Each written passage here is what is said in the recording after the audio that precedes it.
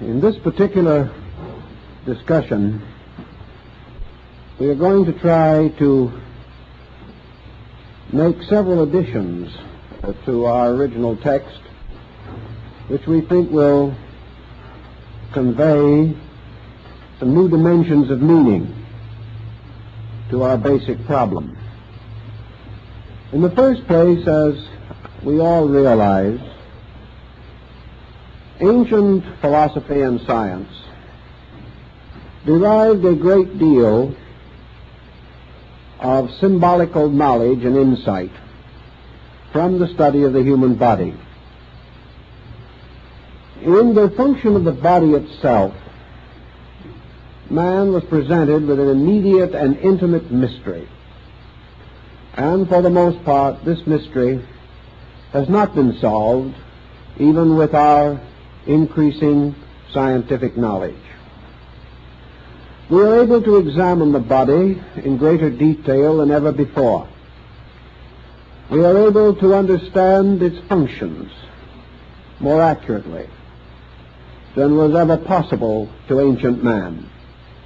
Yet the essential mysteries of the body remain, and we are still searching for those major keys by which perhaps not only can we solve bodily mysteries, but by the knowledge thus gained extend ourselves into universal mysteries.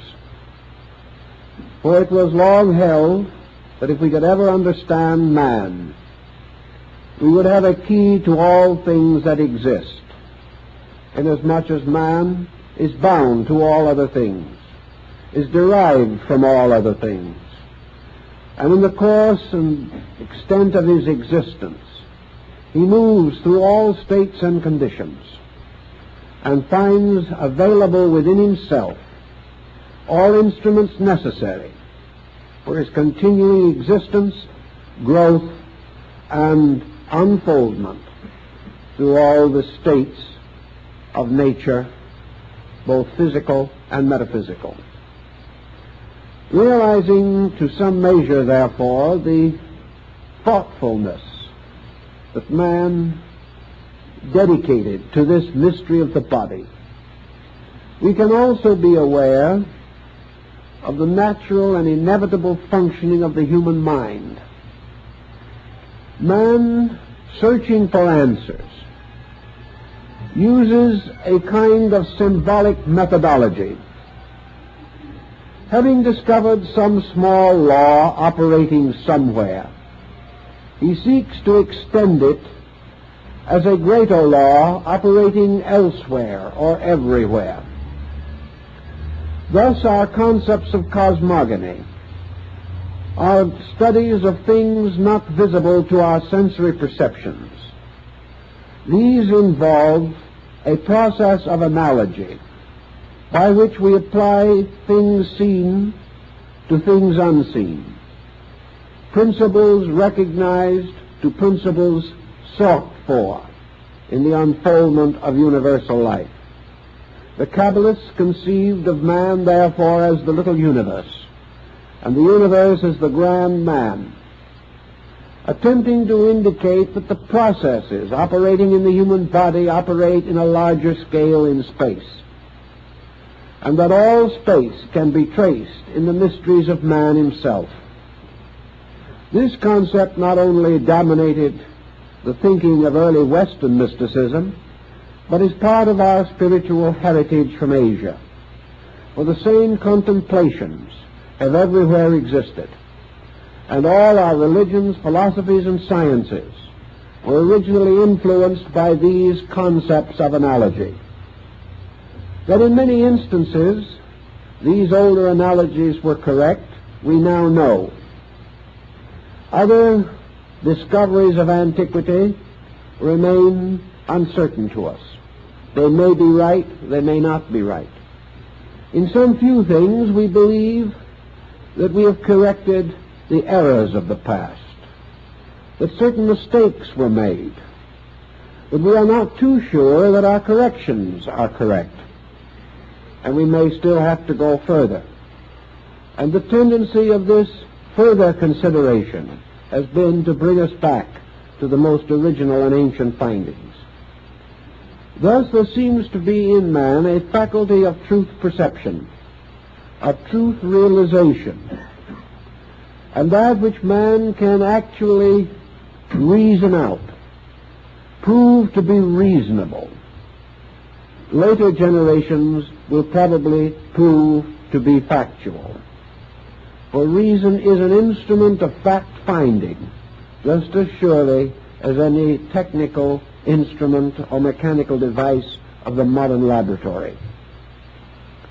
It is natural that the spine, which is a sort of column supporting the entire structure of the human body, that the spine should be early considered, that a great deal of symbolism should arise in connection with it, and that ancient man, studying the human body, should recognize that in this spinal column was a very vital and important element of man's corporeal nature. That in mysterious way this spinal column was a kind of magic wand, a rod, a staff, upon which the body was required or naturally inclined to lean. It was also that by means of which man's upright posture was assured. And it was interesting to recognize that this tall column of bones should support upon its upper end the mystery of the skull, that part of man which seemed to be like a heavenly globe standing upon the height of a column in a strange wilderness of physical tissue and structure. Therefore, the spine as the supporting instrument, uniting the various sections of the body, seemed to bring into some common pattern the three principal parts of the human torso, so that the body itself, with the exception of its extremities, was, so to say, held together or brought into a pattern or harmony by means of this monumental structure of bones, flexible, magnificent in its formation, serpent-like in its flexibility, and yet withal a firm and enduring support, capable of sustaining the various processes of the body with wonderful exactness, precision, and reasonable comfort. It was interesting to these ancient people that this spinal mystery seemed to bring into harmony the three principal parts of the human torso, namely the cranial, or the contents of the skull, the thoracic, or the contents of the chest, and the abdominal, or the contents of the abdominal cavity. These three cavities, so to say, filled with their vital organs and absolutely necessary to the function and consistent development of man, were anciently associated with cosmogony. And Dr. Robert Flood, the famous Rosicrucian mystic of the early 17th century, believed that he found in the structure of the body and its internal organization the source of Dante's mysterious worlds as set forth in the Divine Comedy.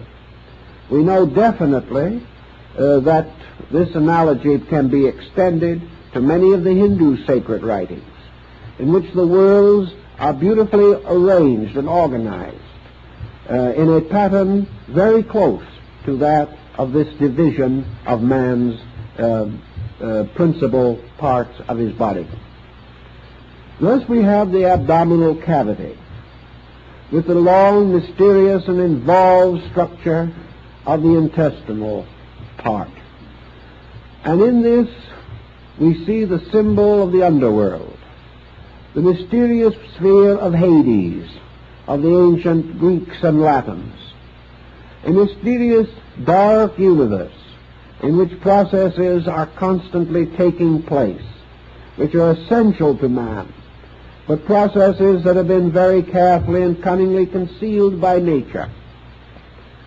We also recognize in the thoracic cavity what might be called the middle region. And in this middle region, the heart seems to reign supreme over the mystery of life.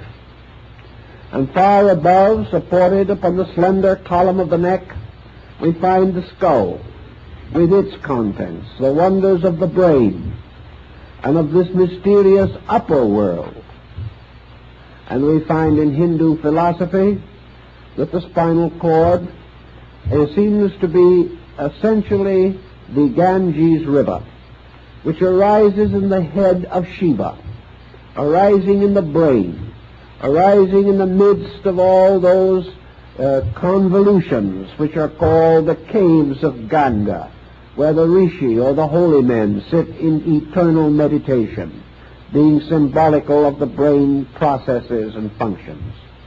And that this river then flows downward like a river of life, and that this river becomes a distributor of nerve impulse and nerve instinct to all parts of the body, keeping it alive, so that this spine with its brain above seems to resemble an inverted plant, a kind of bulb with its growth descending from the brain and extending throughout the body.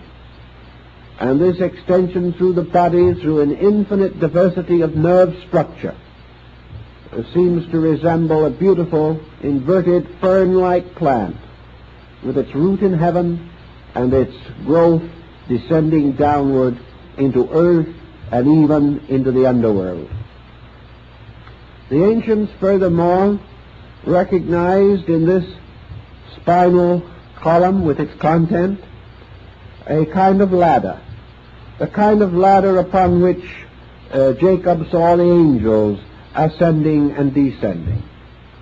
The number of its original segments, counting those that are now more or less brought together and ossified together, would be 33, which is indeed the number of years that David ruled in Jerusalem, the years of the life of Christ, and a number that has been sacred for a long time among the secret societies of Europe and America. This number 33 is a fabulous number in symbolism, and there seems to be no reason to doubt that its original significance was related to the study of the spine, for that in some way the spine became a symbolic equivalent of this number, and the principles and energies associated with the number likewise cannot be denied. In Egypt, under the name of the tape column, or the mysterious symbol of the pole or axis of things, the spine was also highly venerated. It was held that it was like a column, the roots of which were in the underworld, and the upper part extending higher to carry upon its upper end the celestial globe, the globe of the brain. And to more or less carry on this symbol, we note that early anatomists have made constant use of the old symbolism in naming various parts of the body, and also, to a degree, various parts of the brain and spinal system. We know that they have called, for instance, the upper vertebra of the spine the Atlas, and it is this Atlas, the giant of Greek mythology, who carries the heavens upon his shoulders. This heaven world being in truth representative of the cranial sphere. Thus the ancients divided man as they divided nature into heaven, earth, and hell, into three great parts: a superior universe above, represented by the brain; an inferior universe below, represented by the abdominal cavity; and between these two, the world of mortals, or the human world, in the midst of which, upon the mighty mountain of the diaphragm, was the temple of the heart. All of these symbols we find in the Eddas and sagas of Scandinavia, in the Kalevala of Finland, in the Buddhist mysticism of China and Japan. We find it in the Greek and the Egyptian. We find it in the Brahmanic and Hindu mysteries of the world mountain. All of these different elements of symbolism seem to derive very closely from the study of the human body. Now, in the course of this study and in the development of it, the problem of the relationship of the nervous system to the great economy of life took on the greatest meaning to ancient man. The nervous system to the primitive people of the world seemed to be a kind of middle ground between the two great life-giving systems, the arterial and the venous blood systems. The arterial system was therefore regarded as supreme and held to be the first and greatest power of things. For by this system, life itself was distributed into the body. The nervous system became a kind of symbol, therefore, of the intellectual or psychic life of man. And the venous system became symbol of the mortal or physical life of man. Thus, spirit, soul, and body were represented by these systems. And of these systems, the soul or psychic body was given the area of the brain, because, as Buddhism later so well clarified, the entire mental life of man originates in a kind of intellectual complex. And the machinery for this complex, called the machine of the six senses, is localized or centered in the brain.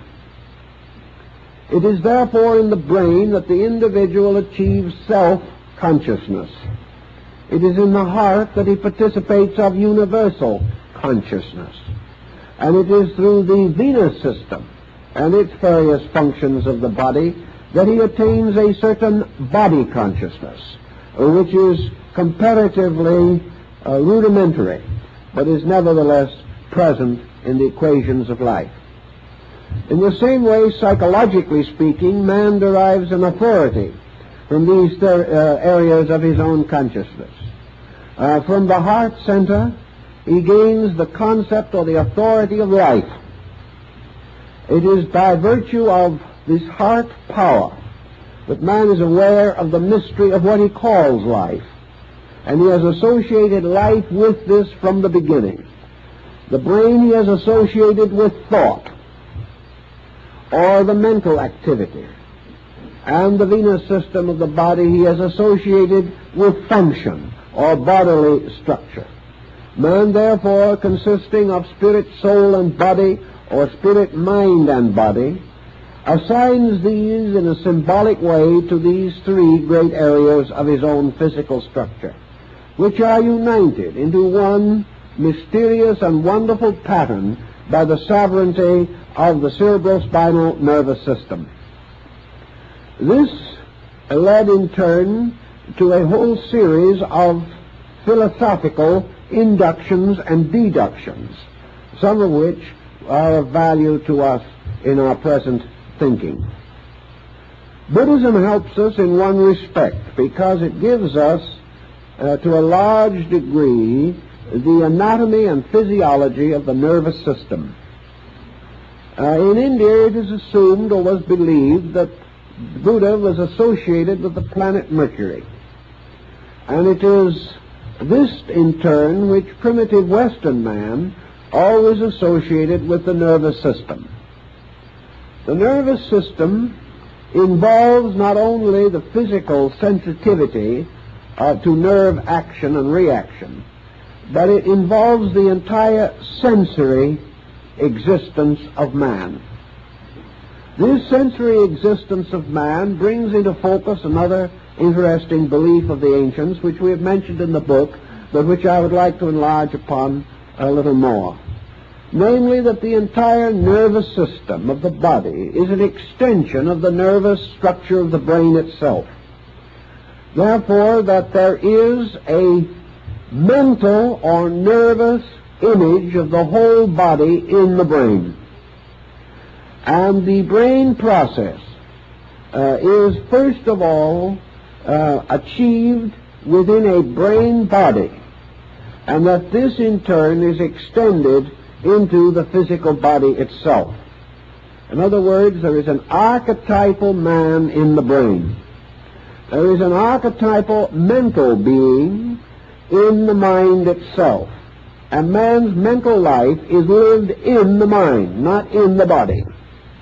It is only by an extension, a series of reflexes, a process of induction, that the mental life of the individual is communicated to the body itself.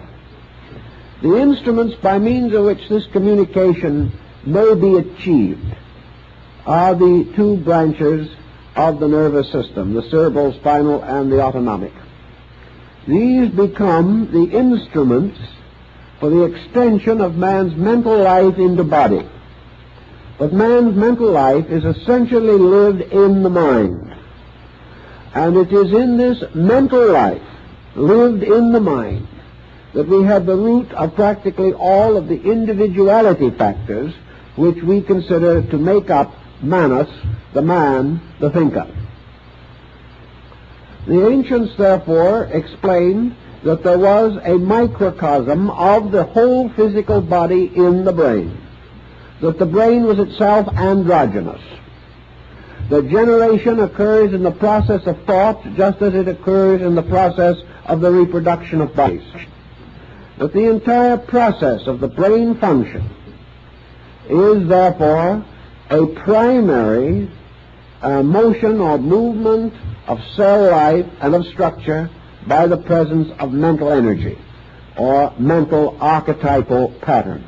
Now let's try to see if we can make this just a little simpler so that we will know more about what we are working with at this stage of our problem.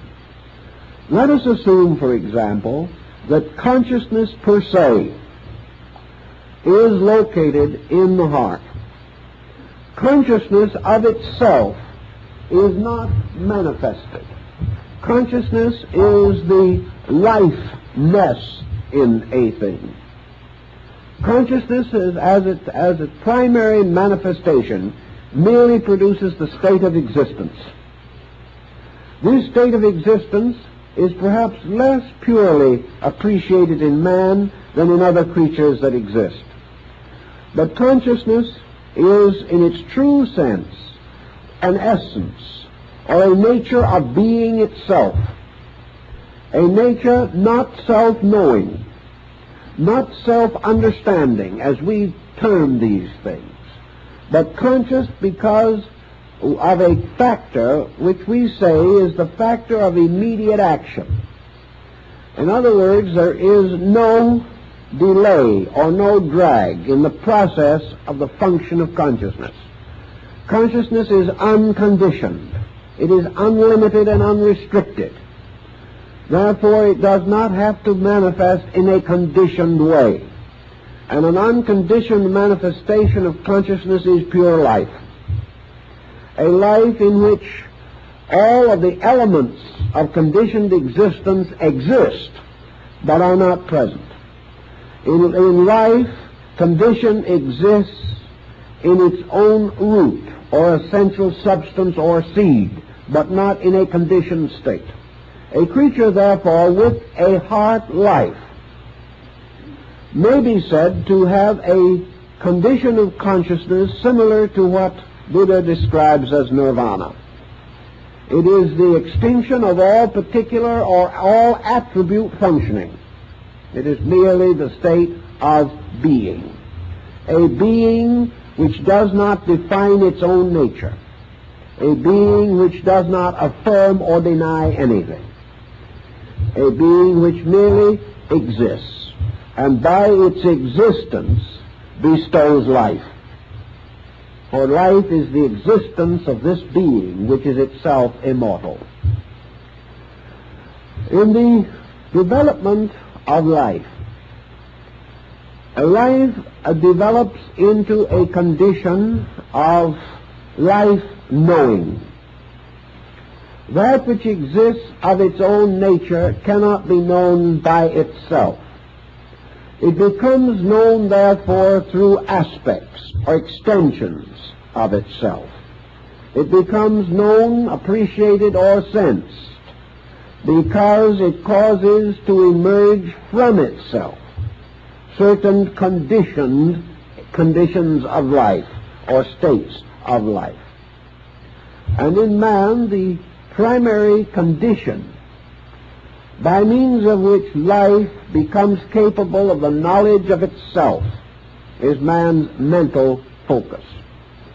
So the mind becomes that part of being, or that part of the development of a creature, in which that creature becomes aware of its own life. Primarily, therefore, it is life awareness. And this life awareness is called the first reflex of being. It is called the process by means of which being becomes a being. Being becomes self-knowing, and through extension becomes capable of knowing that which is not its immediate or primary self. So consciousness in the sense of egoism, consciousness in the sense of self-consciousness, arises in the mental structure. And this mental structure achieves to the state of self-consciousness by a series of experiences, which are referred to in Eastern philosophy as graspings or orientations. As a person dizzy reaches out for support to something that is strong and stable, so in its confusion, mind reaches out for supports. It attains these supports by extending itself by means of the nervous system through the sensory perceptions, and it gains certain consolation or conviction material from the testimony of these perceptions. This testimony being brought back into the mind, coordinated by the mental coordinator, and thereby assembled into various types of knowledge. All these types of knowledge having as their end and purpose the discovery or experience of the nature of a selfness or a selfhood. Thus, in philosophy, we discover that it is by means of the mental process that man becomes capable of the consciousness of isolation. He becomes capable of thinking of himself as himself. And as a result of that, he can no longer think of himself as anything else but himself. And out of this conditioning comes the gradual separation of the personal from the universal. And the personal appears upon the surface of the universal. And the personal becomes a condition of the universal. And by means of the personal, the individual again turns his attention upon the universal, gaining this mysterious ambition to understand all mysteries, to solve all problems. Now, the answer to all mysteries lies in the heart. The power to search for this answer is given by the mind, for it is the mind that discovers the mystery of the heart. It is the mind by means of which all particular things must be explored, known, or estimated. Now, out of this situation, there thus arose at a primitive time a process by means of which the mental nature began to assert itself over the arterial system. Life is conveyed to all parts of the body by the arteries. But this life was a sleeping life, a life which contained all energy, all that was necessary to enliven. But this sleeping life did not know itself or any other thing. And over this mysterious area, which had become full of life, the mental nature began to exercise control, domination, or leadership by permeating this life with a series or a mass of minute extensions which gradually became nerves. But these nerves are nothing more or less than the gradual crystallization of the seeking power of the mind. The mind seeking not only to know things, but to gradually coordinate the body. That the mind could control the body meant self-control. And in taking over the control of the body, the mind then affirmed a leadership over this structure. And this leadership ultimately caused the individual to become a mental being rather than a living thing solely. This mental being then assumed the control or leadership of all the processes of the body, causing these processes to unfold, causing the evolutionary concept to take over, because it was mind controlling matter that equaled growth. Growth in this sense merely not the extension of body, not the continual healthy life of the cell, not even the healthy process of cell fission and the multiplication of cells, by means of which the world might sometime become completely laden with tissue alone. But now the gradual imposing of mental purpose, the imposing of mental energy upon physical processes and upon the life itself by which these processes were animated. Thus the mind became the transformer. It transformed body into a purpose instrument of selfness. And gradually this self in the body attained greater and greater dominion of body until it established a complete tyranny over body. By the time this had been achieved, man had become a thinking creature. But now we are at this interesting crossroad in the world's thought, that we have now achieved the condition in which, by evolutionary processes in nature and by psychological processes in man, the neural power or the nerve distribution has become the administrator of life. It is therefore in the nervous system now that we must seek the solution to most of life's mysteries. It is in the nervous system also we must find the cause of most of life's misfortunes. It is in the nervous system also that we must search for life's meanings, life's goals, life's purposes. We must also seek in the processes of the laws governing the development of neural energy and its distribution to discover the rules by means of which mind does administer matter, either correctly or incorrectly. We thus find man today, as the ancients rather assumed him to be, a creature largely composed of mind and the mind physical symbolism, the nervous system. We find that the nervous system has permeated practically all parts of human structure. That as a result of this structure is becoming increasingly sensitive and immediately responsive. And by this process, whether we realize it or not, the entire body is being changed into mind. Mind is gradually becoming the substance of man. And the so-called arterial or physical system of man is becoming more and more an energizer of mind.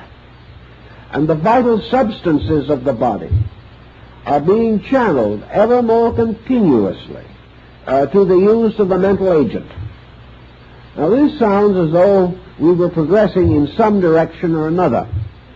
But the rub in this situation seems to be that no one seems to be able to vouch completely and adequately for the integrity of this mind instrument that has taken over. Just exactly what is this mind? What is its real nature? What is its substance? Is the mind essentially good? Modern psychology and modern science would be inclined to doubt that the mind is good. They will not go much further than to simply say, here it is. We got it. We've used it. We've abused it. And here we are, in the midst of the consequence of something. Also, we suddenly discover that practically all human beings are trusting their destinies to an instrument called the mind, without knowing where it came from, what it is trying to do, whether it is selfish or unselfish, right or wrong, whether it is capable of factuality or not, whether we can depend upon its advice or cannot depend upon it, whether it is an arbitrary despot or an instrument of universal destiny, we do not know. We take certain comfort and consolation, however, in the assumption that mind must be meaningful, because it is a product of a meaningful universe engaged in a meaningful project.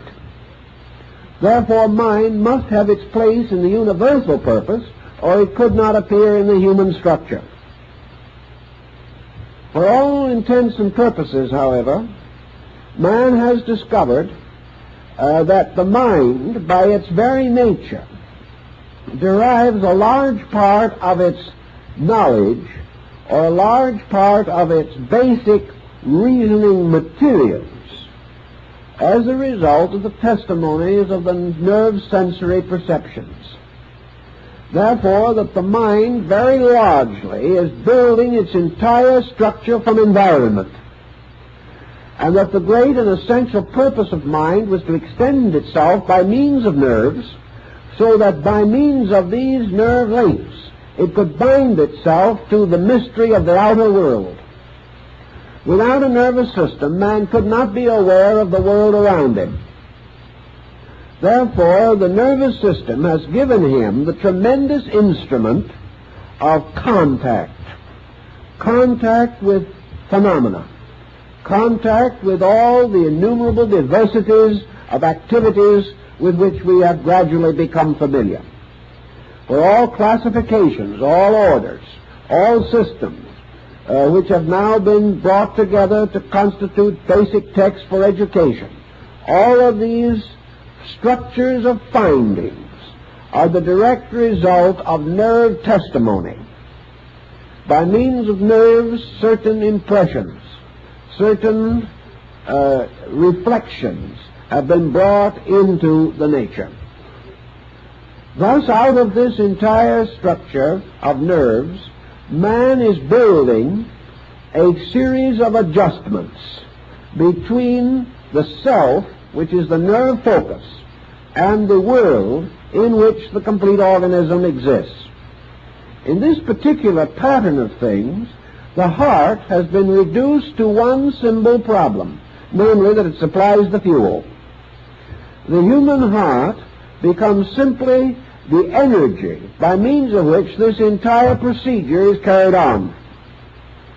If the heart stops, the entire nervous system fails with it.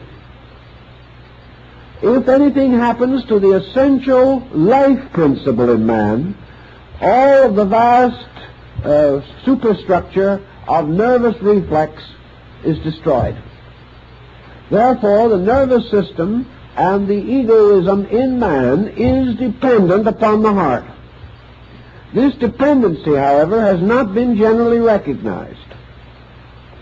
And the individual, except for a few who have made certain careful studies, the individual in general affirms that the mind, being his link with his world, is his most valued possession, and that also its testimonies, right or wrong, good or bad, are inevitable, and that we should only pause long enough to be thankful for the fact that we have a mind, and should not be much concerned with what we do about it.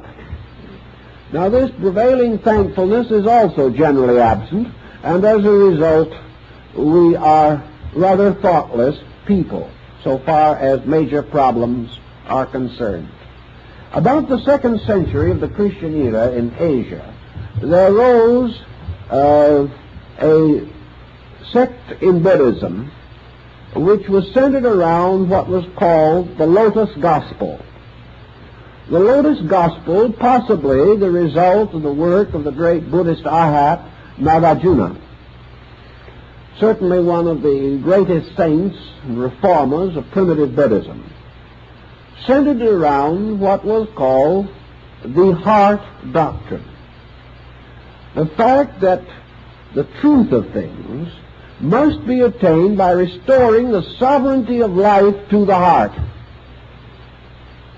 Now, the Bible gives us much the same thing. As a man thinketh in his heart, so is he. That the real person, the real nature of things, resides in the heart. That the heart is therefore the silent one. That power which is generally ignored, but which alone contains the fountain of things. Nagarjuna took the attitude that by means of the heart we are bound to the world of pause. By means of the nerves and the mind we are bound to the world of effects. And at the moment, in some way, the truth in us is concealed by the conflict between these two systems, and by the fact that largely the control of the body has come to be vested in the intellectual or neural system. Thus we have built a mental nature built up upon phenomena that has been digested, organized, and rationalized. It is as though we had a kind of a Bureau of Vital Statistics in the skull. And into this bureau we have gathered all known and knowable facts. We have then turned these facts over to coordinators, who have in a mysterious and wonderful way, by aid of a machine which is more exact than any of the mechanical brains we have ever been able to manufacture, that by means of this internal machine which transforms facts into relationships upon which dynamic must depend, that by means of this we have come to certain dynamic attitudes about things. These dynamic attitudes form in themselves a little bouquet or cluster of dynamic factors. And these, in turn, by their chemistries and interminglings, have produced what we call the ego, which is, in a sense, the summary of our dynamics. The ego is, therefore, the thing that says, I want, I will, I must. Or, in more convenient terms, not having any particular desire for exercise, it says, I am, which is the affirmation of the fact of self, gained from one primary means alone, namely, that the thinker distinguishes a difference between its own nature and that which it thinks about. Phenomenon, therefore, or the message of outside things moving in upon the individual, this procedure gradually affirms the existence of the thinker in relationship to its own thoughts. And by the fact that we see, we taste, we touch, we feel, the gradual inevitable conclusion is that we exist. And this positive concept of existence within the mind gradually becomes justified by the fact that we can extend our own consciousness into other things. Therefore, we must have a separate consciousness which can be so extended.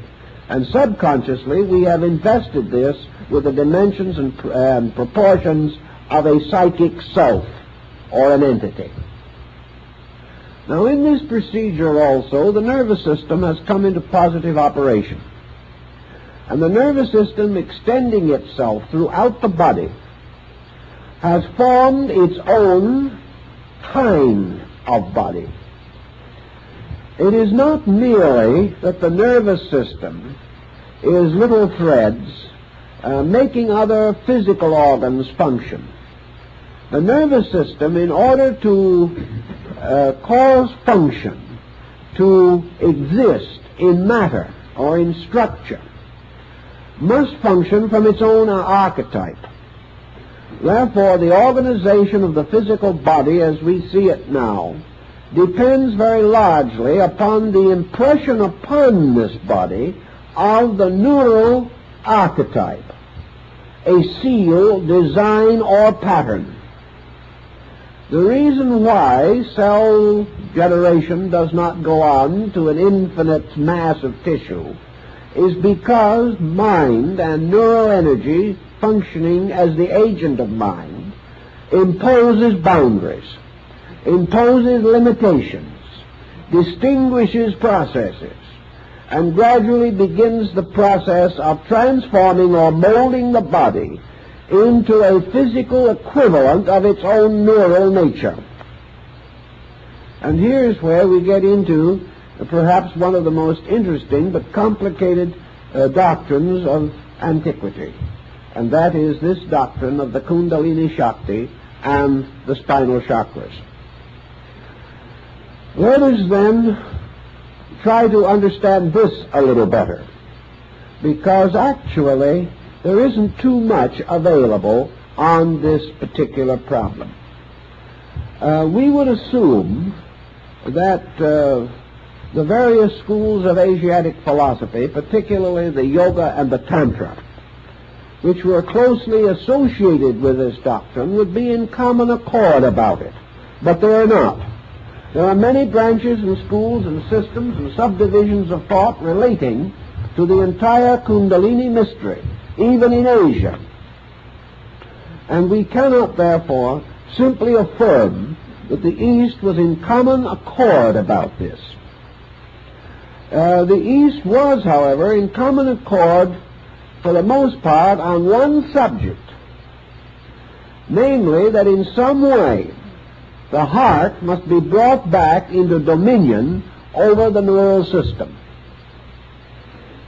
But how this was to be accomplished is not too clearly set forth even in the most valid texts relating to this subject. Now, most of you have read something concerning the yogic ideas about the spinal chakras. This row of lotus-petaled wheels of light, representing presumably important ganglia or plexi along the spinal cord, that through these there moves a mysterious power which is called the serpent power, and that this power, rising from the base of the spine, ascending through the various small nervous threads of the autonomic system, results in the activation of these chakras, and that by the activation of these chakras, certain internal areas of consciousness are opened or are intensified, carrying with them degrees of extra or supersensory perception and power. Now, this is a very big theme, and it is also a very intriguing one. But let us try to work with the subject just a little more carefully and with some considerable more specialization than we were able to do in our book, to see if we can find out more of what is intended. In almost all works, in fact all works, dealing with the chakras, these are represented in one way or another by symbolic figures. These figures are for the most part lotus form, distinguished by the number of petals. And each of these lotus forms carries within it certain other images and symbols. And on each of the lotus petals are various letters of the ancient Sanskrit, letters representing ideas, tones, energies, values of one kind or another, with which these chakras are specifically identified. There is no reasonable doubt in the world that these 7 chakras generally listed, although this number is arbitrary. There are some schools that maintain 5 and some 6. But that the number 7 should be associated with them probably has to do with ancient astronomy, or a parallel thereto, inasmuch as the entire concept parallels very closely the monochord of Pythagoras, the single-stringed musical instrument, with the upper end of the string attached to the empyreum, or the sphere of the fixed stars, and the lower end of the string attached to the earth. Frets or stops were placed along the string to correspond to the orbits of the planets. And the so-called 3 inferior planets of the ancients, the Moon, Mercury, and Venus, were considered to be the lower part of this instrument. In the center, or the exact middle of the string, was placed the fret of the sun, by means of which the octave was achieved. Above the fret marking the sun's position were those of the 3 superior planets, Mars, Jupiter, and Saturn. Thus this vertical thread placed, as Pythagoras placed it, between heaven and earth, and divided by 7 frets into intervals, became very similar in its general concept with that of the chakra system. For the heart chakra of the Kala chakra system corresponds to the sun, being the 4th from above and the 4th from below, both in the Pythagorean astronomy and in the Tantric yoga. Thus the heart chakra corresponds to the sun in the solar system. And above it are 3 superior planets, so-called, and below it the 3 inferior ones. In both systems also the distribution of the planets in relationship to meaning and in the significance of the chakras. This distribution is sufficiently parallel and close so that there are no glaring inconsistencies between the astrological theory and the yogic theory. The next point, perhaps, that we will want to mention or think about is the relationship between these chakras and the seals of the Book of Revelation. The 7 seals of Revelation certainly bear a striking symbolic content. For in each case, as the seal is opened, a vision or apocalyptical experience is unfolded. It is also quite possible that we have in this the key to the ancient concept of the octave, as Pythagoras developed it in music. For we remember that he was initiated in India at Elephanta and Ellora, and was therefore acquainted with the concept of the Brahmins and other Hindu sects of his time, which for these regarded the spinal cord as the string upon the veena of Shiva, or the musical instrument of the world, and that therefore the mysterious harmony of the spheres of life and of death was played out upon this mysterious musical instrument, and the veena is still shaped very much like the skull and the spinal cord together. Also we have the 7 churches in Asia, described in the epistles of Paul. And we have a series of septenaries, the 7 days of creation, the 7 primary elements of the alchemical transmutation, the 7 metals and the 7 priceless gems. We have many different septenaries of deities, and we also realize that in the Yoga chakra system, the deities are imposed upon these chakras to create a vast complex of interrelated symbols. Let us bear one thing in mind, however, and that is that no one has ever seen any of these chakras physically. No one has ever been able to demonstrate conclusively that the symbolic forms in which they are presented to us have actually an equivalent in any extrasensory level of our substance or nature. This does not mean that the chakras do not necessarily have a superphysical existence, but that they do not resemble the diagrammatic form with which we associate them. In other words, it is not possible for us to see these lotus flowers as lotus flowers. It is not possible for us to count their petals and find a letter of the Sanskrit alphabet on each one of them. Nor is it possible for us to look inside of one of them and find the six-pointed star, nor is look inside of another and find an elephant with a white howdah on its back. These things we do not find when we look. We cannot find these forms. We do know, however, that these forms were created for a purpose, and that this purpose was undoubtedly and inevitably that each one of these so-called chakra forms is a mandala. That is, it is a meditation wheel. The purpose of the shape of the chakra is therefore to cause it to become a symbol of meditation.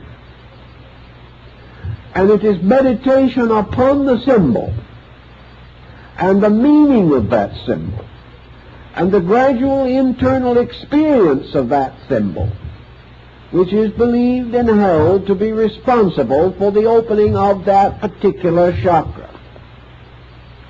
Thus, the key to the opening of the chakras consists of a series of meditations, these meditations being fixed by the ancient systems of Raja Yoga.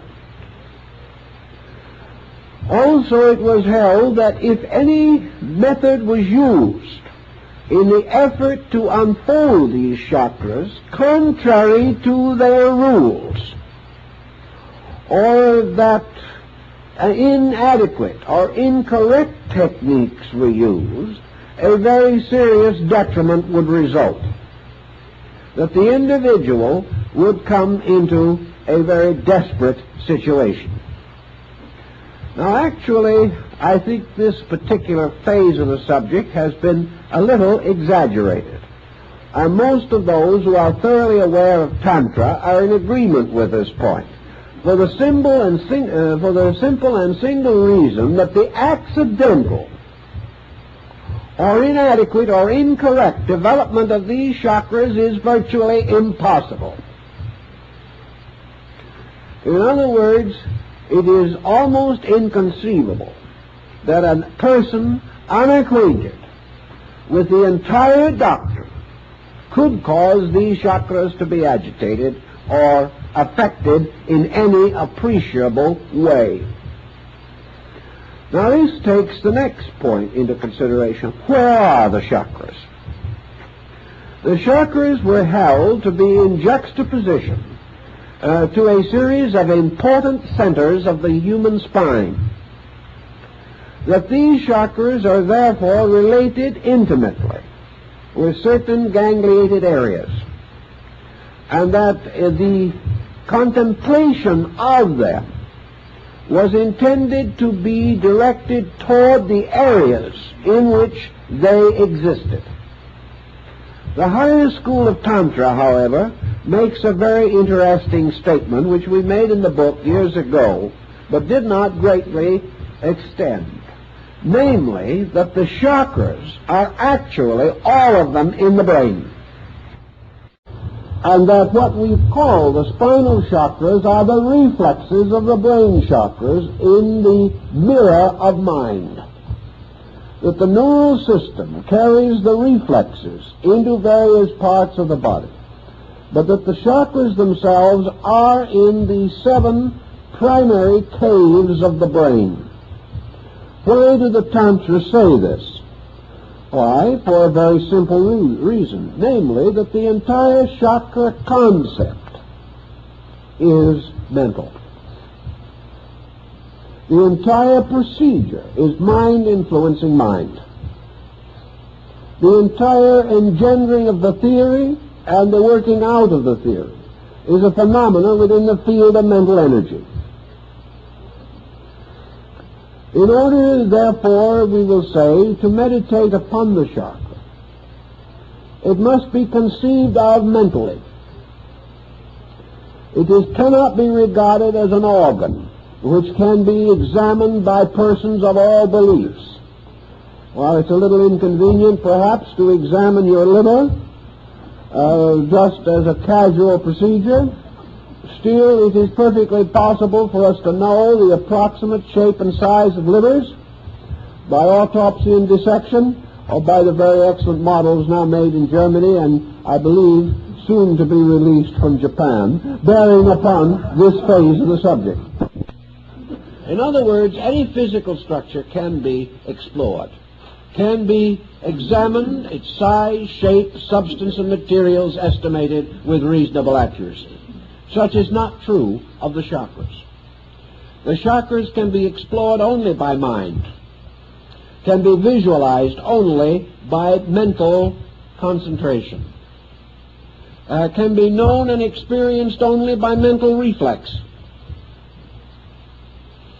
Therefore, in the chakras, you have a very rarefied group of mental organs arising within the substance of man's mental existence. And as a result of that, being subject to all conditioning that is possible to a mental structure or form in nature. Now, here is one of the problems that immediately presents itself on this basis. The mind being used for the visualization of these spinal mandala, which is what they actually are, engenders in consciousness the symbolic shape. This shape is fixed by tradition. The shape of this chakra and its content, the numerous tantric symbols included in it, symbols which are derived from the various levels of the Hindu religion and have been specialized in the yoga tantric system. These symbols are internally visualized as existing. Perhaps the beginner or the novice works from a physical chart which shows these forms, with which he becomes mentally and psychologically familiar. The purpose that he is attempting to achieve is, therefore, to release the energy symbolically represented by this form. By releasing the energy, what he is actually trying to do, whether he realizes or not, is to reverse the process of mental control and restore what might be termed the pure energy, which has been blocked by mental phenomena. Therefore, these 7 seals represent the symbols of 7 blockages, 7 transitory conditions set up by the sensory reflexes of man, resulting in 7 basic mistakes. These 7 basic mistakes stand between the individual and the, we will say, the intimate, immediate realization of the life power of the heart. To overcome these, therefore, he must overcome the instruments of phenomena which he has set up.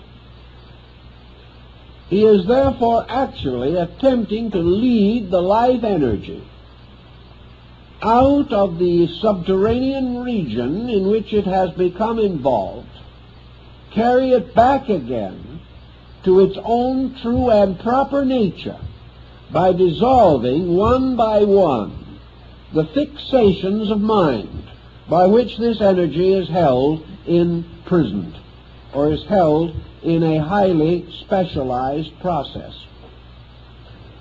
To do this, of course, the Tantra process must achieve the victory of right use over wrong use. That is its primary function. Therefore, the processes of the 7 so-called steps must be redeemed from false use. True use must be established. True use must come through realization. And here, within the structure of mind, we find a contrary system established by means of which mind gradually overcomes itself. It is all part of the same process, inasmuch as your yogic system must end in samadhi. It must end in the Buddhist nirvana. It must end in the total release of true consciousness from the ego fixation. This is represented in the Eastern system by the final victory of Atman, the universal, the one which alone is real, and man's ability to achieve union, which is the true meaning of the word yoga.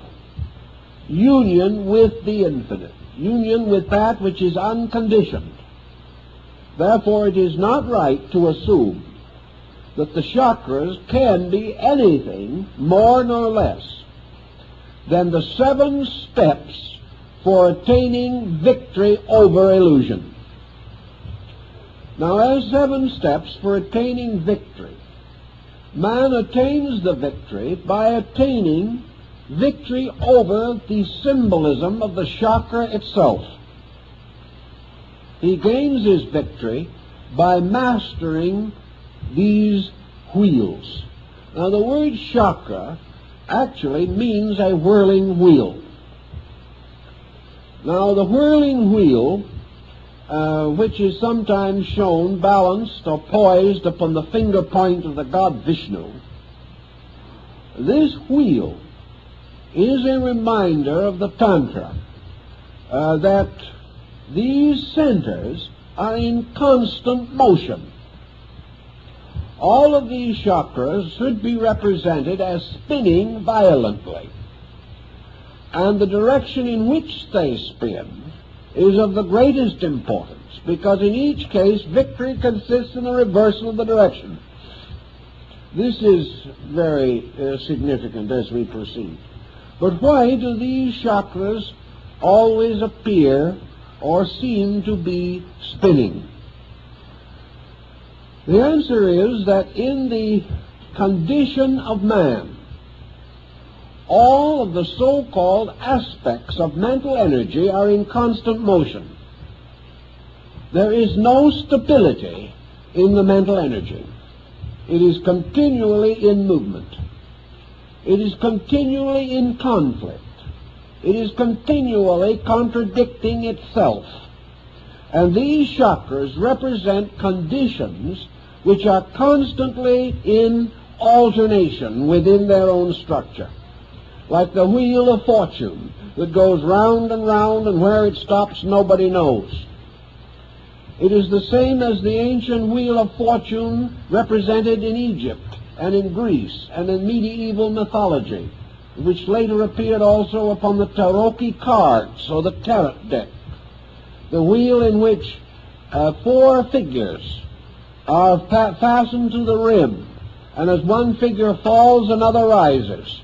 And when that figure in turn falls, the one that was low rises again.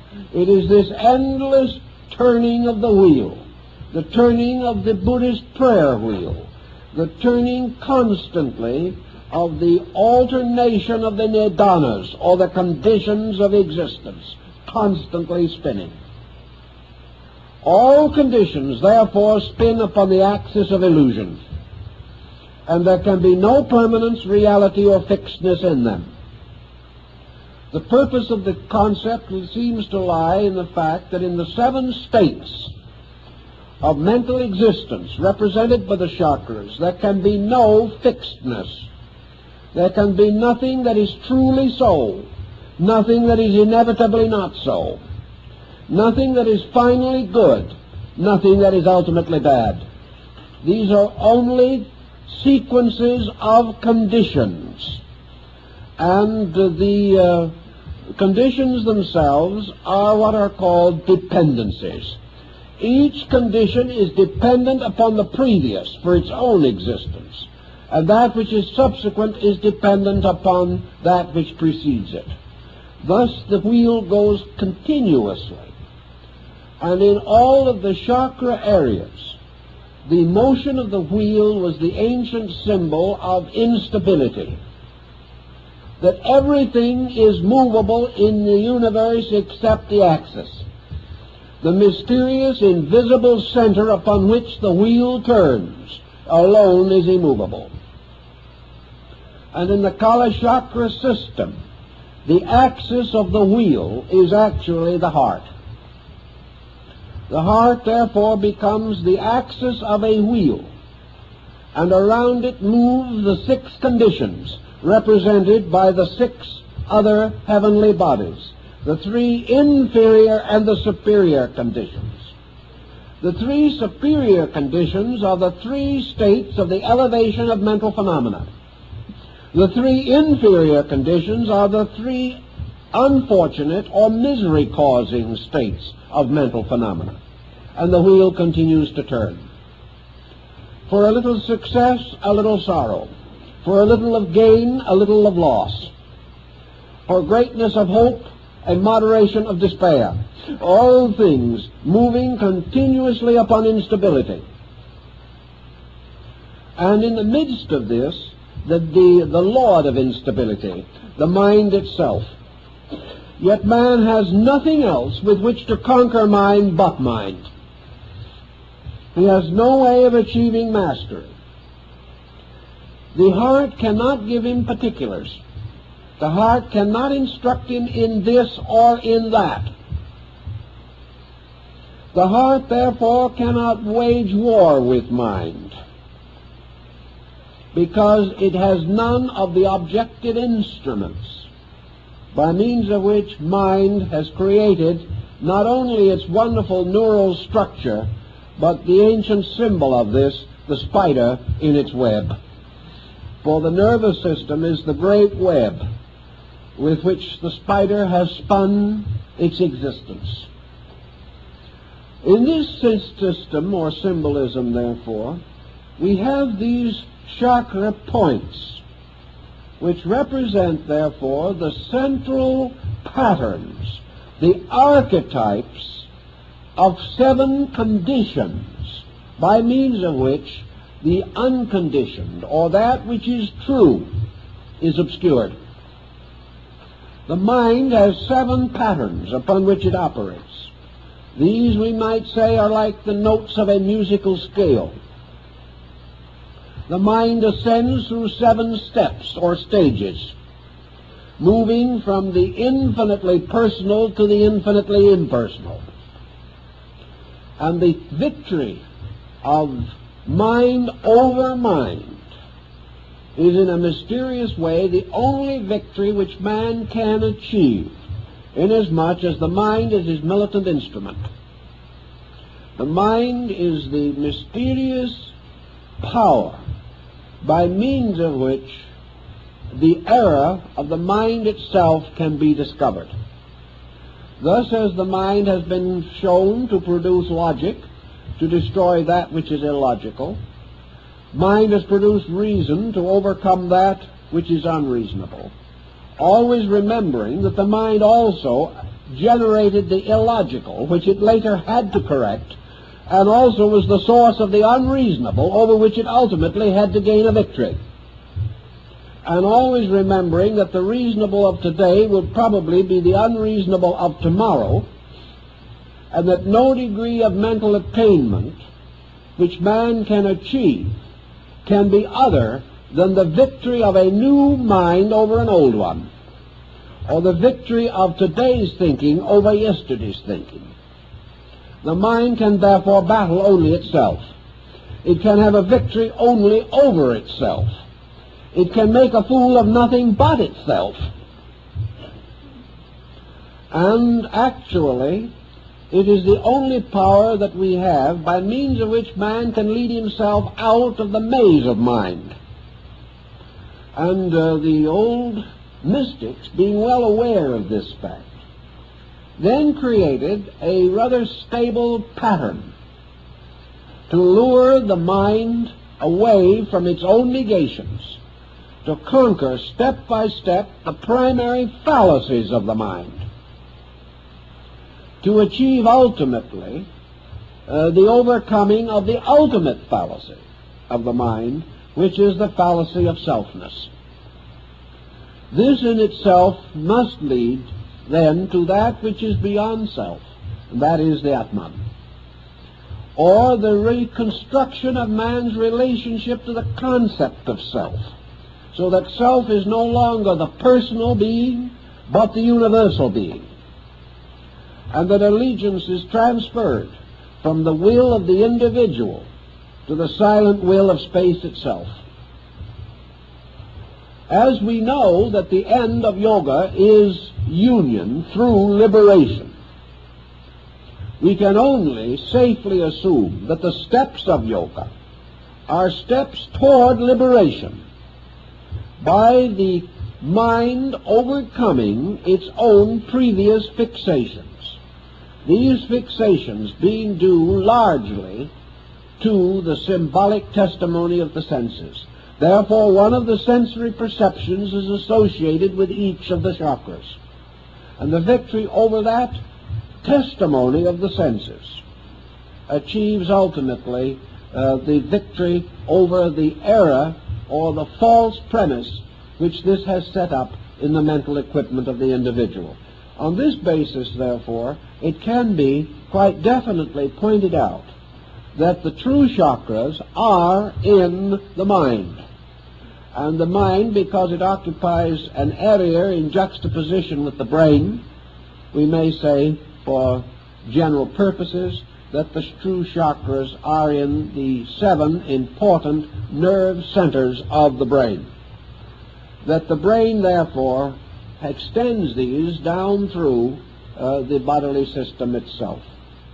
Now, one of the points that is very interesting about mental phenomena, which I think we all have begun to realize, is that this phenomena is substantial in its own realm of energy.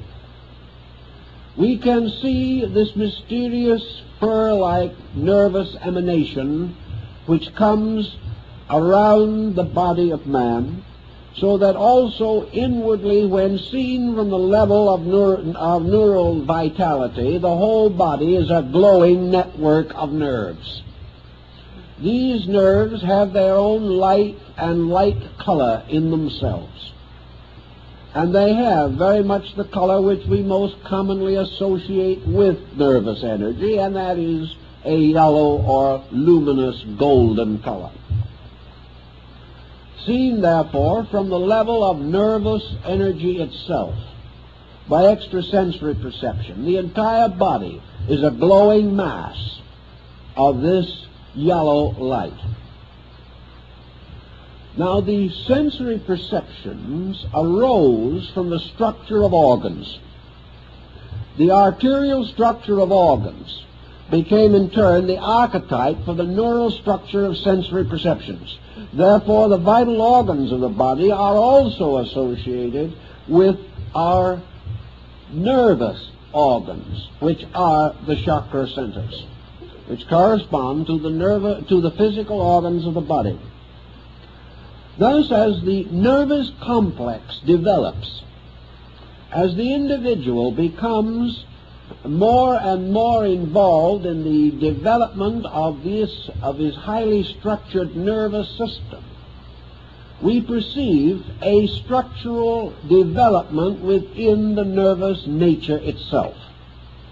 And we find emerging in the nerve field of the human body, when seen as luminosity, that there are these so-called 7 fountains of constantly pulsing nerve energy, and that these 7 fountains represent the principal divisions into which nerve energy can be divided.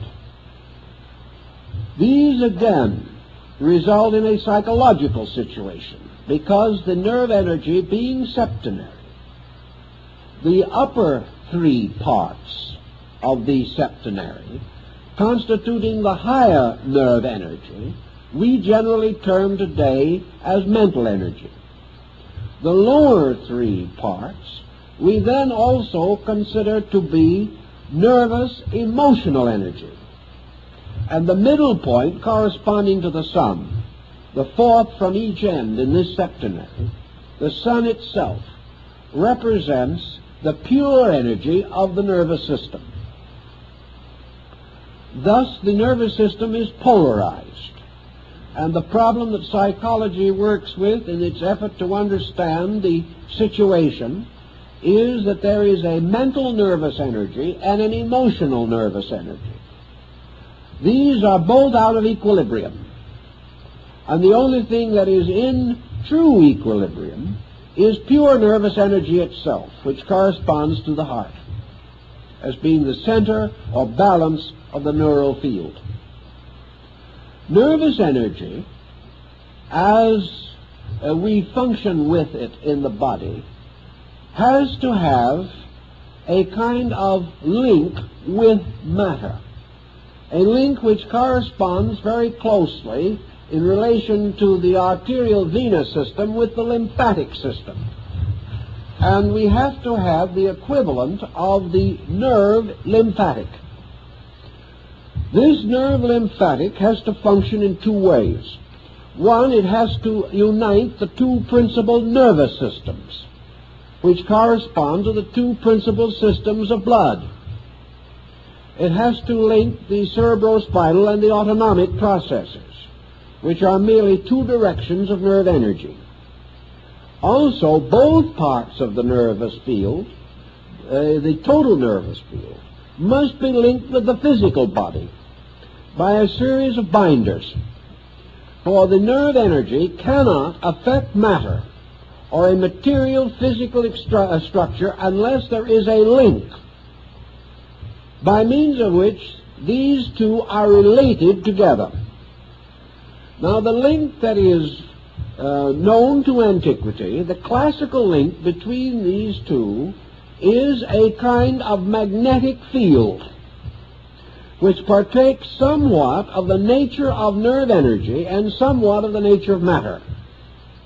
We have to have a structure which corresponds with the mysterious aether or akasha of the ancients. This is the fluid mist, the airy water, the subtle matter, the agent which carries within itself the power to link the two opposites.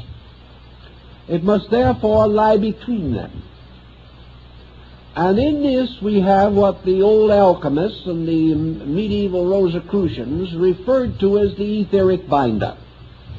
This etheric binder was sufficiently subtle to take into itself nerve energy, and sufficiently gross to be able to communicate this nerve energy to matter. It formed the bridge, a kind of antis carana between these two fields of existence. So wherever nerve functions in body, nerve force moving through nerve structure into body, there has to be these links. The nerve energy itself is one thing, the nerve tube through which it passes is another. The nervous energy is one substance, the tube is another. Thus the channel belongs to the body and the energy does not. And the energy must be channeled in this tube by means of the so-called etheric binder. The interesting thing that we now come to in connection with this situation is that the so-called etheric binder was one of the agents which a long time ago came very closely and completely under the control of the mind. Thus the etheric binder, or this mysterious magnetic field, comes under the dominion of thought. And it is because of this that by means of the mind a series of physical phenomena can be produced. As for example, if you have the skill and the understanding, you can cause patches of color to appear on any part of the body by sending mental energy there by direct effort. You can also stop circulation in various parts of the body or stimulate it in the same way. And if you are gifted as a magnetic healer, you may be able to send sufficient of your own magnetic energy into another body to break up congestion or to stimulate function. These processes are carried by mental intensity. And always this energy moves according to volition, according to the activating, guiding power of the agent, which in this case is man. In this same field also, we find the area of imagination. For we know that anything which the mind conjures up, nervous etheric energy can formulate into patterns or designs, so that we may create visual images. We may create symbols within our own psychic neural structure. We may also, therefore, develop the power to create various forms, and later develop the faculties to see what we have created. Every intensity of human emotion creates mathematical, geometrical, vibratory forms. Some have called these thought forms. But whatever we may want to say, every emotion and every thought has a number, a color, a form, and a sound. And we cannot escape this, no matter how hard we try. So that our thoughts become mental things. And of the mental things with which our thoughts become involved, there are perhaps none more difficult for us to live with than the products of our own negative thinking. Because in this process of negative thinking, we are working in a wonder world of mental energy. These emotion thought forms which we generate, we obviously generate within the mental nature. Therefore, these forms, whether they be mental or emotional thought forms, actually are generated within the mind itself. But because of our very natural processes of mind, we project them, just as the mind projects the chakras. And as a result of that, these forms, these thought entities, can be seen as something separate from ourselves, although they have no substance except in ourselves. We can project them. Just as, for example, there is a phase of psychology in which we can project an image from within the subconscious and project it objectively as a visual form, and see this image as distinct and apart from ourselves. This is one type of ghost, the ghost being a reverse perception from within ourselves, projecting itself in such a way that its image is recorded in the brain at the same time that visual image of places or a place is recorded, so that we may be standing in a room which is properly recorded and sees also standing in that room a person who is not there, because the person has been imposed within the mind upon the thing actually seen by the sensory perception. Now this, further to our purpose at the moment, simply means that if any person deeply concerned with problems such as yoga and tantra develops a certain type of mental intensification, they can cause the symbolic, diagrammatic forms of these chakras to be created in the mind. These forms can then be visualized in relationship to the body. And it is perfectly conceivable that the individual could see, as a result of the imagination, moving ether, which is a reflecting medium, can actually see in the body any of the processes which are described in yoga. The thing you must realize, however, is that he has created them out of his own thinking. This does not mean that the yoga processes are not true, but it does mean that these processes are not necessarily identical with our expectancy about them. And the thing we see is in terms of our expectancy, because it is created by ourselves. Now, the practical side of this, and there is always a practical side to these problems, is that an individual can come, and many have come to me, who are in a rather terrible state of mind. They had taken a half a dozen lessons in yoga from an outstanding exponent who disappeared soon after and was not seen again. And as a result of this procedure, these individuals were beginning to have strange symptoms. And the only thing that they could finally decide was that their interior yogic chakric system had been badly mistreated by one cause or another, and that therefore they were in a horrible state, and about the only thing they could hope for was better luck in the next incarnation. These people described all of the unhappy symptoms which they theoretically assumed would accompany yoga. They insisted that at some time when they were least expecting it and really weren't even looking at that moment, this tremendous power of the Kundalini surged upward like a geysering oil well, burst into their brain, went out of the top of their head, and took their common sense with it. Now, this situation actually happens. People under such conditions are quite naturally frightened to death.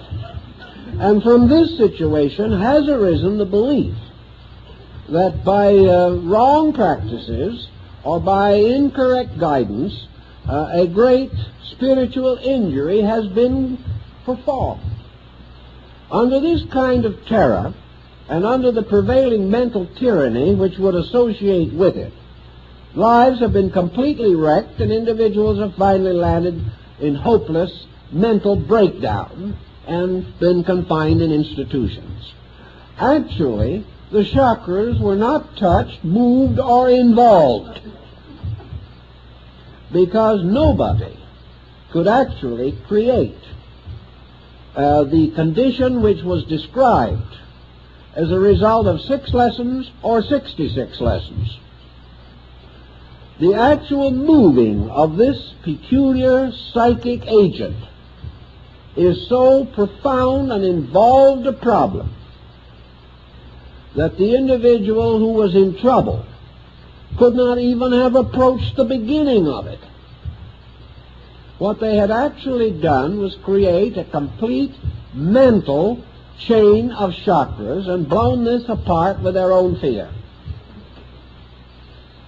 Now, this type of thing can happen, does happen, and another individual, incidentally, with a little psychic vision, might appear to see what they have seen, and they can get confirmation, because their own thought form has set up these etheric thought patterns, which can be seen by another person. But the fact they can be seen still does not make them so. For in this entire phenomenon of mind, there is nothing that the mind testifies to that is finally true. This is an amazing but important fragment of philosophy. The fact that the mind has decided it is in itself prima facie evidence that there's something wrong with it. For the only truth is that which the mind cannot conceive. So the mind is, at best, an organ of diminishing error, in which by degrees we can overcome its most flagrant mistakes, but we cannot overcome its final mistake, which is self-existence, until, as the ancients believed, we had achieved the samadhi, or the final union with absolute being. So in the chakra problem, we are dealing with a series of symbols.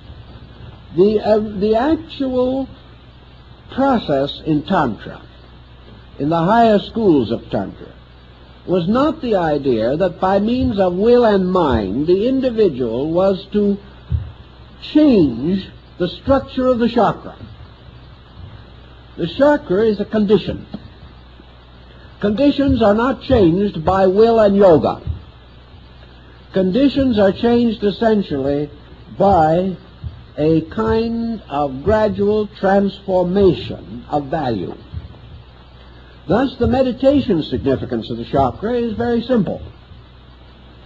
The purpose of it is that man shall gradually experience the mystery of the era, by means of which the energy associated with the chakra is locked to a false usage. The purpose, therefore, is not to influence the chakra, not to force it, not to gain a valiant victory over it. The purpose of the meditation is to remove the error related to it. Now, the error related to the chakra is always the error of the use of energy. The chakra represents a pattern which has a true purpose and a false purpose. While it is negatively bound to the network of the nervous body system, the chakra is not fulfilling its essential purpose. For each of the sensory perceptions has as its final purpose the mingling of itself with all others for the attainment of the process or achievement of illumination or cosmic consciousness. This is not possible because in each chakra the consciousness factor is locked on the side of phenomena or on the side of physical function. Thus, every energy that is falsely bound to a physical process must be liberated in order that this energy may return to its proper state. And when the energies of the 7 sensory factors are all returned to their proper state, the result is illumination. It is the holding of the energy to false usage, or to inadequate usage, or the locking of the power of this energy away from those procedures which are natural to it and essential to its function. This is what the Yoga Chakra School seeks to understand and correct. So we have the releasing, or the so-called opening of the centers. This opening is, and never can be, associated in itself with danger, because good can never be dangerous. Furthermore, by its own various procedures, these chakra energies have to be released in order, in sequence, and by degrees. And the energy of even the least of these chakras has to be released in 4 stages. And in some of the chakras, the energy has to be released by 16 stages. In others, by 12 stages, but none less than 2 stages. And in the body itself, the number cannot be less than 4. The only one that can be less than 4 is the Ajna chakra in the forehead, which is of 2 petals only, and represents the one exception to this rule. But each of these is released by the meditation upon the meaning of the letter upon the petals. Now this has to be done by knowledge, by an actual factual awareness of facts. It is no more possible to go somewhere, sit down, and close your eyes tightly and go to work on this problem than it is to fly to the moon without mechanical help. With mechanical help we may make it. but we still will not be able to solve the mystery of the moon in the chakra, and there is one there. The answer to the situation, of course, lies in the relaxation of the uses of these energies as the individual gains equilibrium, freedom from excess. It is said that the petals open.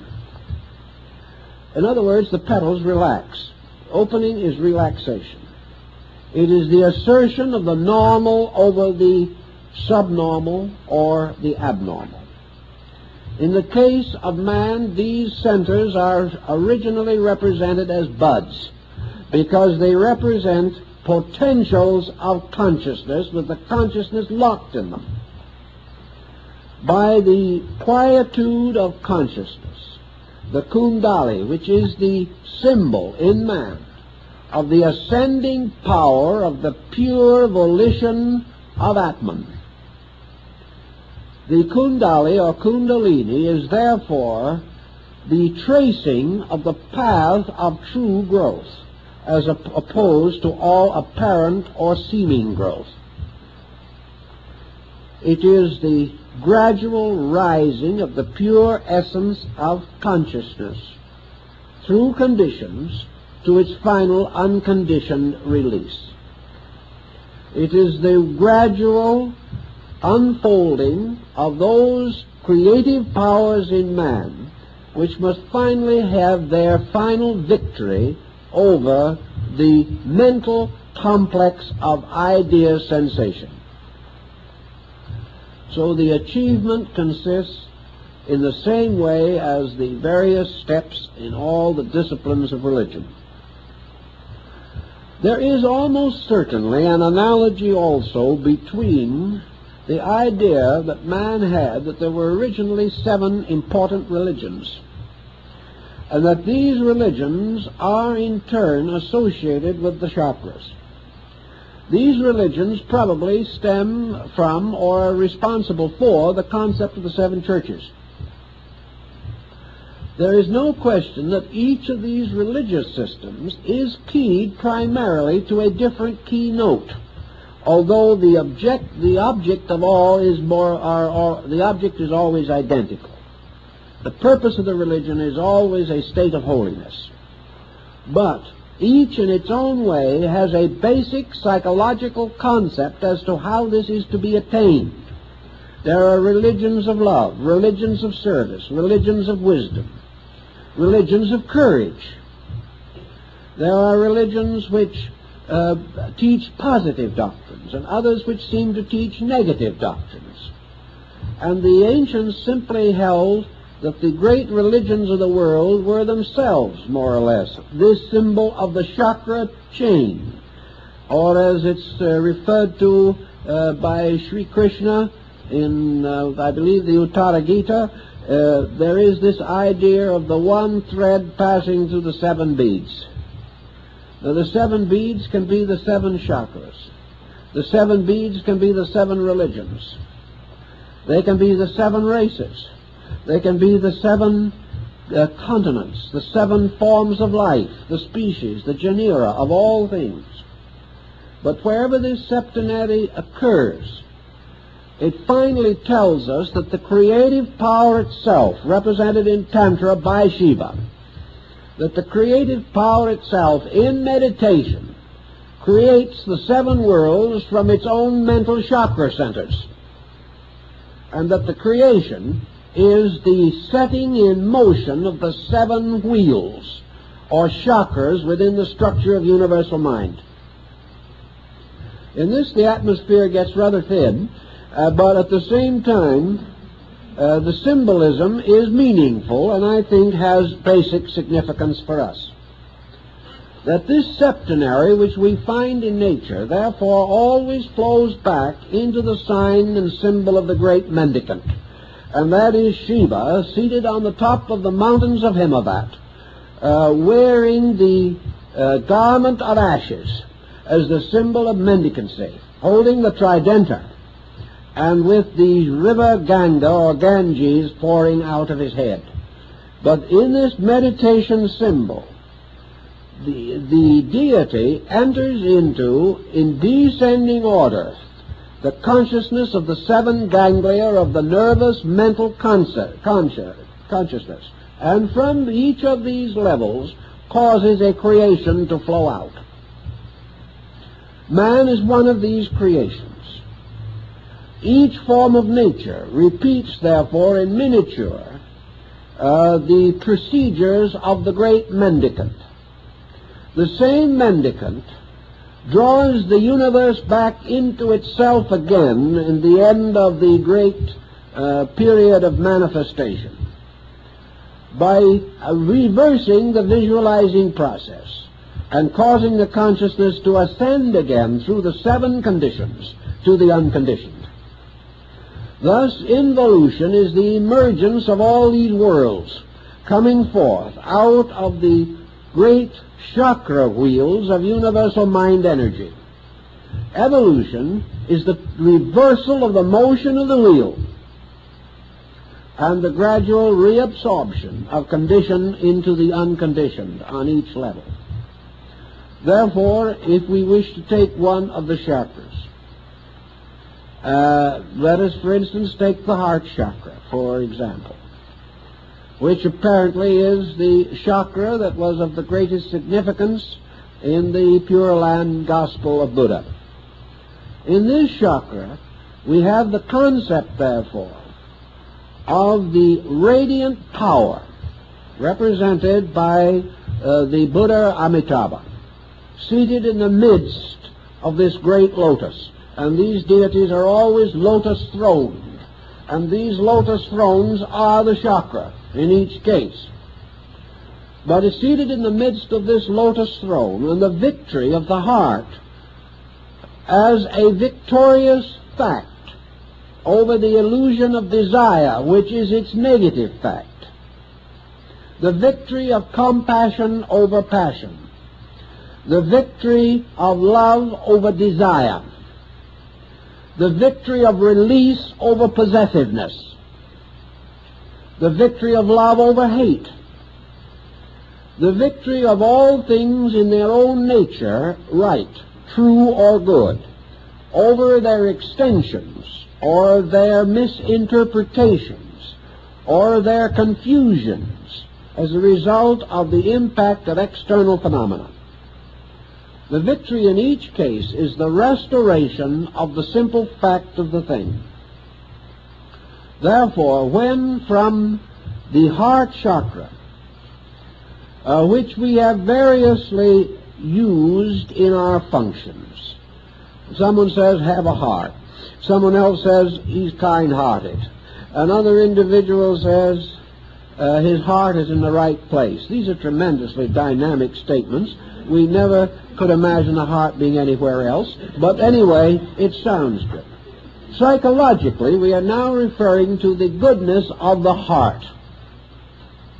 When the simple fact of the goodness of the heart achieves victory over the compromises which we make of affection, regard, friendship, in the concourse of daily life, when the heart becomes the seat of goodness, and this goodness gains victory over the illusion of compromise, we may then say that the heart chakra opens. The discipline by which it is achieved may involve the recognition of the chakra, the recognition of the unfolding of it. But the discipline is meaningless unless it is accompanied by a series of transformations of conduct, by which, in fact and in action, man's understanding is transformed from selfishness to selflessness, from egoism to non-egoism, from personal to universal. And when the transformations have occurred in the conduct and character of the individual, the ancients decided or revealed that this energy, which has been locked in misuse, now begins to flow out in its natural purpose. And the nature of this energy is therefore represented by the 12 petals of this flower.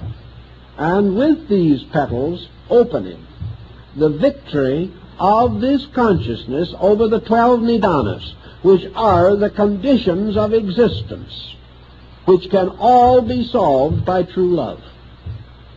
The victory, therefore, of the chakra simply means that its energy is now devoted to solution rather than to confusion, and that by an experience of consciousness we have achieved the opening of this flower upon the mysterious rod, which is, we call, the spine.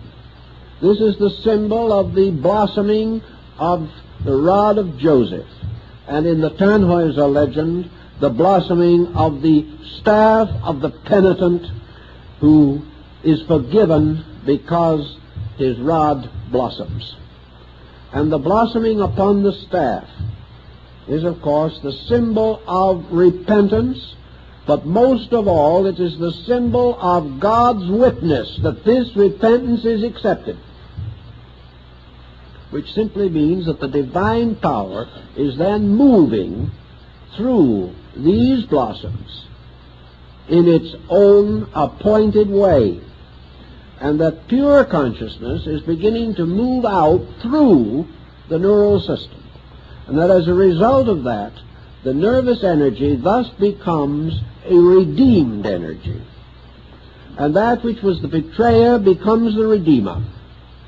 And in the end, as the Persians say, Ormuz, the spirit of light, and Ahriman, the principle of darkness, are reconciled.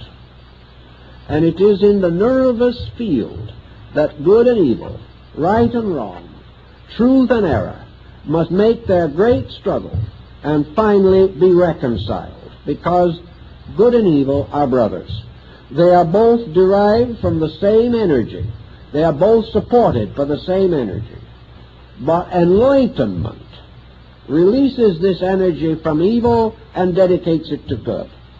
The wheels reverse their motion, and the Dharma chakra, or the wheel of the law that is forever turning, turns towards redemption rather than toward embodiment and toward the Dharma of unfulfilled personal desire.